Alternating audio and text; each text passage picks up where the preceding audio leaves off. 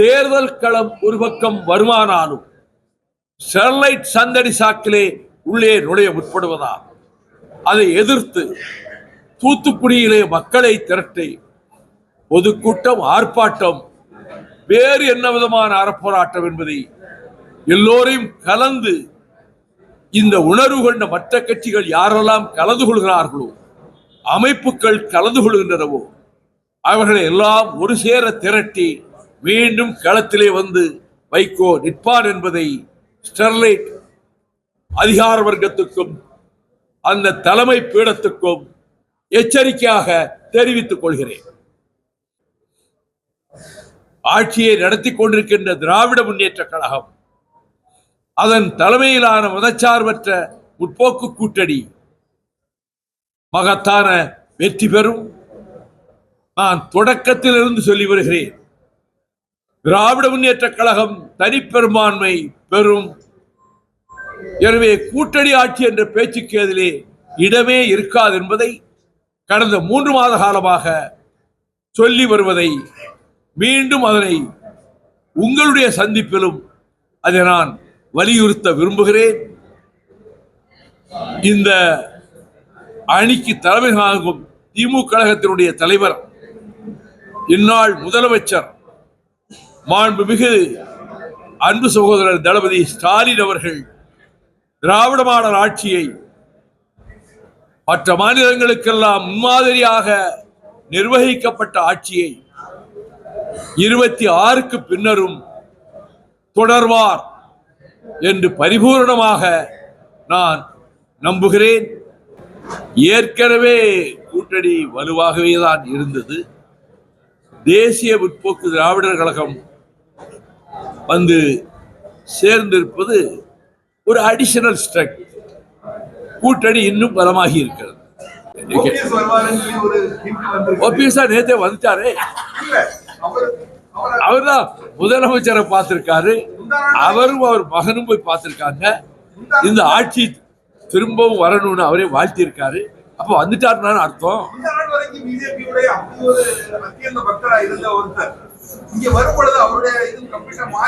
யாருக்கும் தெரியாத ஞானோதயம் அவருக்கு கிடைச்சிருக்கும். எனக்கு தெரியாது இல்ல. அந்த என்ன ஞானோதயம் வந்தது எனக்கு தெரியாது இல்ல. இல்லைங்க, நான் ரொம்ப மதிக்கிற சகோதரர் ஓ பன்னீர்செல்வம் ரொம்ப அடிமட்டத்திலிருந்து அதிமுகவில் வளர்ந்து வந்தவர். அவர் ஒன்றிய நகர செயலாளர் அளவிலிருந்து வந்தவர். சகோதரி ஜெயலலிதா அம்மையார் அவர்களால் 2 முறை முதலமைச்சராக்கப்பட்டவர். பழுத்த அனுபவம் நிறைந்தவர். அவர் எல்லாவற்றையும் யோசித்து அவர் தன்னுடைய தன்மானத்தையும் தன்னுடைய நிலைப்பாட்டையும் பாதுகாத்துக் கொள்வதற்கு எல்லா விதத்திலும் யோசித்து சடங்கு முடிவுக்கு வரமாட்டார். மிக யோசித்து ஆழ்ந்து யோசித்துத்தான் இந்த முடிவை எடுத்து முதலமைச்சரை பாராட்டி அங்கே கூட்டுக்கு வருவதற்கான சமிக்கையை காட்டியிருக்கிறார். அதாவது நரேந்திர மோடி பெரிய தந்திரசாலி, வெரி கிளவர் மேன். தமிழ்நாட்டை எப்படியாவது ஏமாத்தலாமான்னு நினைச்சு சங்க இலக்கிய பாட்டை 2 இந்தியில எழுதி வச்சுக்கிட்டு, திருக்குறளை 2 வரி இந்தியில் எழுதி வச்சுக்கிட்டு, பாரதியார 2 வரி எழுதி வச்சுக்கிட்டு அதை புகழ்பாடி உலகத்திலேயே பெரிய நாகரிகம் தமிழ்நாட்டில் இருந்ததுன்னு இப்ப சொல்ல ஆரம்பிச்சு, இப்படியெல்லாம் அவர் பல முறைகளிலும் தமிழ்நாட்டில் எப்படியாவது பிஜேபியை கொண்டு வந்து திணிச்சிடலாமான்னு பார்க்கிறாரு. அதை விட விழிப்பாக திராவிட இயக்க வீரர்கள் எவ்வளவு ஆண்டுகளாக எத்தனை பாடுபட்டு ஜெயிலு போராட்டம் இத்தனை சோதனைகளை எல்லாம் கடந்து திமுக திராவிட இயக்கம் வந்திருக்கு. அதனால நரேந்திர மோடி நினைக்கிற மாதிரி எல்லாம் தமிழ்நாட்டில் அவங்க வெற்றி பெற முடியாது, வளரவும் முடியாது. என் தனிப்பட்ட முறையில் என்னுடைய பொது வாழ்க்கையில் என்னை மிக மிக மிக நேசித்தவர்களில் முதலாம் அவர், 2ஆம் விஸ்வநாத் பிரதாப் சிங். மற்ற எல்லாருமே மதிப்புக்குரியவர்கள் தான். ஆனா வாஜ்பாய் மாதிரி ஒரு லீடரை நான் பார்த்ததில்லை. அத்வானி அதே மாதிரி தான். 2 பேரும் உயர்ந்த தலைவர்கள். அப்ப பிஜேபியினுடைய இருந்த நிலைமைக்கும் இப்ப இருக்கிற நிலைமைக்கு ரொம்ப வித்தியாசம் இருக்கு. பக்கிம் சந்திர சட்டர்ஜி எழுதிய வந்தே மாதரத்தை ஏற்க கூடாது. அதுல 4 ஸ்டான்ஸாவுல இந்து கடவுள்களை பற்றி சரஸ்வதி, லட்சுமி, யமுனா என்னெல்லாம் போட்டு அதற்கு வர்ணனை கொடுத்து பாராட்டி அதை பாராட்டுவதை பாட வேண்டும் என்று சொன்னால் இந்த நாட்டினுடைய மதச்சார்பின்மை பங்கப்படும். சிறுபான்மை கிறிஸ்தவர்கள், முஸ்லிம்கள் கடுமையாக எதிர்ப்பார்கள். நாட்டுக்கே ஆபத்து என்று அண்ணல் அம்பேத்கர் தலைமையிலான அந்த டிராப்டிங் கமிட்டியில எல்லாரும் எதிர்ப்பு தெரிவித்து அதை ரிமூவ் பண்ணிட்டாங்க. 4 ஸ்டேட்ஸாவை ரிமூவ் பண்ணாலும் இந்த 2 ஸ்டேட்ஸாவையும் கூட சர்க்கார் கீதமா பாடக்கூடாதுன்னு முடிவெடுத்துட்டாங்க. இப்போ இவங்க என்ன செய்யிருக்காங்கன்னா அந்த 4 ஸ்டான்ஸாவையும் சேர்த்து நிராகரிக்கப்பட்ட அந்த 4 பாராக்களையும் சேர்த்து இந்த வந்தே மாதரத்தை தேசிய கீதத்துக்கு முன்னால ஒவ்வொரு நிகழ்ச்சியிலையும் பாடணும், எல்லா அரசு நிகழ்ச்சிகளையும் பாடணும், எல்லா கல்லூரிகள் பள்ளிகளையும் பாடணும் என்று தங்களுக்குள்ள மிருகத்தனமான மெஜாரிட்டியை வைத்துக் கொண்டு படுபயங்கரமான அநீதியான நாட்டின் ஒருமைப்பாட்டுக்கும் மதச்சார்பின்மைக்கும் கூட்டாட்சி தத்துவத்துக்கும் வேட்டுமைக்கின்ற வேலையை மத்திய அரசு நாடாளுமன்றத்திலே நிறைவேற்றிருக்கிற மசோதாவை அதற்கு என்னுடைய with all the force under my command என்னுடைய முழு சக்தியையும் பயன்படுத்தி இதை கடுமையாக எதிர்க்கிறோம். இதை எதிர்ப்பதற்கு அதற்காக களங்கள் எப்படி அமைய வேண்டும் என்பதை திமுக கழகம் தீர்மானிக்க வேண்டும். நான் கூட்டணி கட்சி என்ற முறையிலே கேட்டுக்கொள்கிறேன். இதைவிட பெரிய ஆபத்து வருவதற்கு இது முன்னோடும் பிள்ளையாக வந்திருக்கிறது. அடுத்த ஆபத்து என்ன வரப்போகுது? அவங்க அடுத்து என்ன செய்ய போறாங்கன்னா இந்தியாங்கிற பேரை மாற்ற போறாங்க. அவங்க திட்டம் அதுதான், பாரத்னு தான் அழைக்கணும். முஸ்லிம்ஸும் கிறிஸ்டின்ஸுக்கும் சிட்டிசன்ஷிப் ரைட்டும் கிடையாது, ஓட்டிங் ரைட்டும் கிடையாது. இதெல்லாம் அவங்க 2022 அலகாபாத்தில் போட்ட தர்ம சன்சத்துங்கிற கான்பரன்ஸ்ல போட்ட பிரகடனம். அடுத்து இன்னொரு பிளான் வச்சிருக்கிறாங்க, தலைநகர டெல்லியிலிருந்து வாரணாசிக்கு மாத்துறது. இதுவும் அவர்கள் திட்டங்களில் ஒன்று.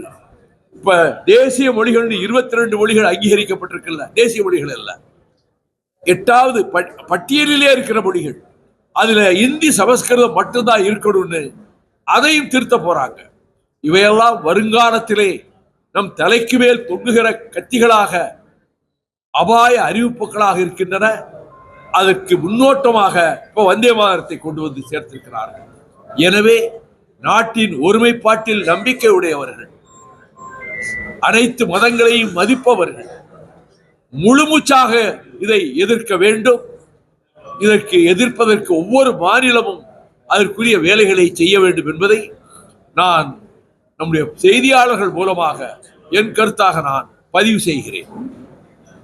தொகுதின்னு சொல்ல முடியும், இப்ப நான் சொல்ல மாட்டேன்னு சொன்னேன். வெற்றிய நிறுவர் விடுறதாவே இல்லை. 3 தடவை சொல்லிட்டு அதுக்கு பிறகு எத்தனை தொகுதிதான் நீங்க நிப்பீங்கன்னாரு.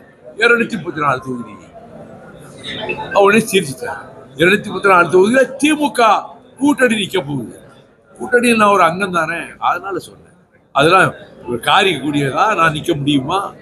அதனால எத்தனை தொகுதின்னு பேச்சுவார்த்தையில உள்ள அங்கே நிலவுகிற சீதோஷத்தை பொறுத்து தான் குழுவினர் சொல்லுவாங்க. அவங்க என்ன பதில் சொல்றாங்க என்கிட்ட வந்து சொல்லுவாங்க. நாங்க கூடி முடிவெடுப்போம். எத்தனை தொகுதி தான் கொடுக்குறாங்கிறது பேச்சுல தான் தெரியும். உங்க விருப்பம், செய்தியாளர்களுடைய விருப்பத்துக்கு நான் தலைவணங்கி நன்றி தெரிவித்துக் கொள்கிறேன். இல்ல, உங்க விருப்பம் இப்படி இருக்கு, உங்க விருப்பம் இப்படி இருக்கு. வேல்முருகன் கூட எங்க மாநாட்டில் வந்து பேசினாரு, வைகோ போட்டி போடுற தொகுதியில தமிழ்நாட்டை எந்த கட்சியும் போட்டி போடக்கூடாது, அவர் தமிழ்நாட்டின் ஒரே ஏக பிரதிநிதியாக எல்லாரும் சேர்ந்து அனுப்பணும்னு நம்முடைய வாழ்வுரிமை கட்சி வேல்முருகன் சொன்னார். அப்படி நினைக்கிற சில பேர் இருக்கிறாங்க. அது எனக்கு கொடுக்கப்படுகிற மரியாதையா நினைக்கிறேன். என் கடமையை பரிபூர்ணமா 30 வருஷத்துல செஞ்சிருக்கிறேன். 1360 தடவை பேசியிருக்கிறேன். அதை 5 தொகுப்புகள் ஆக்கி இப்ப இந்தியாவில் உள்ள முக்கிய தலைவர்கள் எல்லாத்தையுமே கொடுத்துட்டு வந்திருக்கேன்.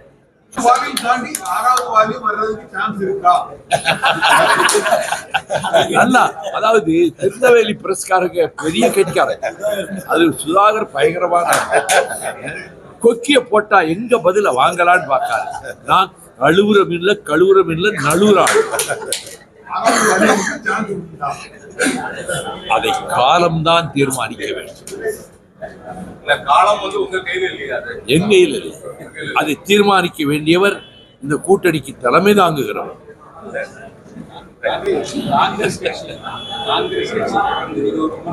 நான் ஒரு கேலியா மாணிக்கத்தாகூர் அருமையான நண்பருங்க. அவங்க காங்கிரஸ்கார கட்சி ஆர்ப்பாட்டம் போராட்டம் நடத்தணும், எல்லாரும் சேர்க்கணும்னா அவ்வளவு பேரை திரட்டுறதே மாணிக்கத்தாகூர் தான்.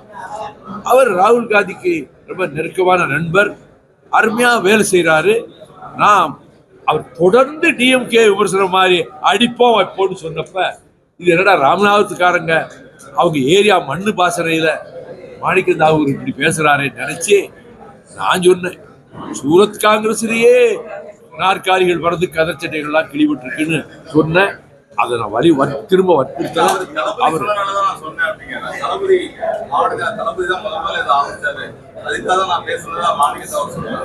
மாணிக்கத்தாகூர் நான் மதிக்கிற ஒரு நல்ல நண்பருங்க. அவரு எனக்கு நான் சொன்னதுக்கு கடிந்து பதில் சொல்லல, நான் கடந்து போகிறேன். அவருடைய நாகரிகத்தை காட்டுகிறேன், நானும் அதே நாகரிகத்தை பின்பற்றுறேன்.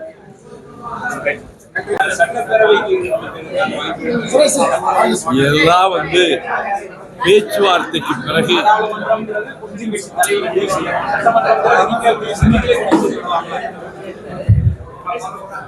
எந்த பதில் சொன்னாலும் அதுதான் 4 கால தலைப்பாயிரும். ஒரு பதிலும் சொல்ல